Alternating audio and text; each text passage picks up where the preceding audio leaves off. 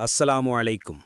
மண்ணை அள்ளி உணவில் கொட்டிய ஒரு சிறுவன் இன்று உலகமே வியக்கும் மக்காவின் தலைமை இமாம். இது எப்படி சாத்தியம்னு தெரியுமா?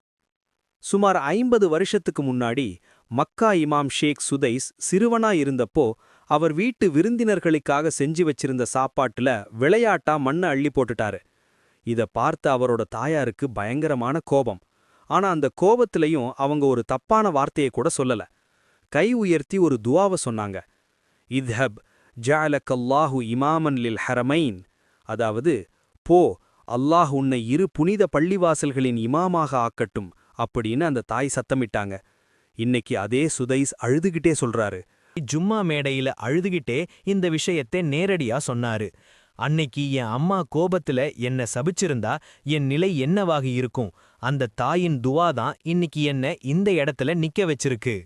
இந்த செய்தி உலகத்துல இருக்கிற எல்லா பெற்றோர்களுக்கும் ஒரு பாடம். நீங்க திட்டுற வார்த்தை கூட உங்க பிள்ளைகளோட வாழ்க்கைய மாத்தலாம். அதனால கோபத்திலையும் நல்லதையே சொல்லுங்க.